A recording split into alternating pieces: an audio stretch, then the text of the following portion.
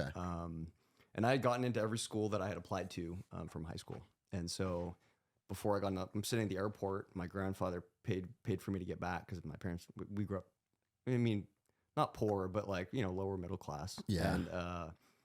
And so I'm sitting at the airport and I call Northeastern, which is where the school I ended up going to in Boston. And I was like, hey, I got in. Is there any way I can get back in? I was like, I know I declined it. And they were like, well, we'll get back to you in a couple of days. And so I flew back to Maine and get a call from them. And they're like, hey, we can give you a spot, but you have to go in for the winter or the spring semester.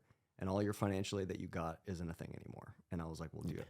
You're like, great, lucky me. Yeah, and dude, Northeastern is a very, very expensive private school. And at the time I went, I think it was like $56,000 a year or something like that. And it's a 5-year school because you do like 6 months of study and then you do 6 months of co-op.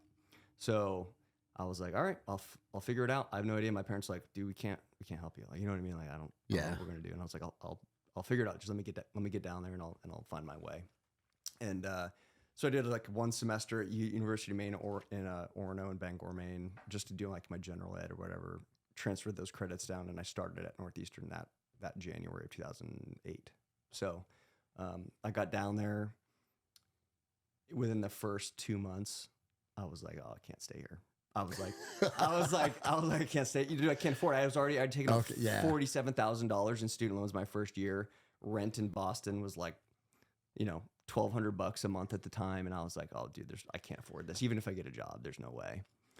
Just getting shackled into the system, dude. For sure. And I remember I left the gym one afternoon. And I'm walking back kind of back towards where I lived in this apartment complex. And the ROTC office was like right there. I saw the canopy. And I was like, dude, I've always wanted to do this. Like, what am I waiting on? So I literally just something, I can't explain it to you. Someone was like, just walk in. And I walked in and this like E7 NCO, Sergeant Washington actually was his name.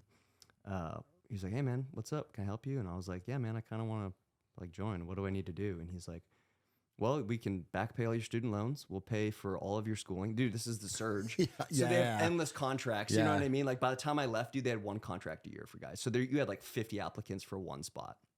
And so you could just walk in and they're like, oh, bro, you're interested in the Army. Like, we'll give it to you. So they're like, show up tomorrow, take a PT test, you swear in. And he's like, dude, we'll pay you your book stipend. We'll give you 20% towards your housing. It was the answer to all your issues. Dude, exactly. It was just, and so, yeah. Even if you hated the idea of being a soldier, there are people that just makes sense. Dude, it was. And again, it was always something I had wanted to do, but then this just kind of fell in my lap. It was an opportunity. And I was like, dude, this is my way to go to school.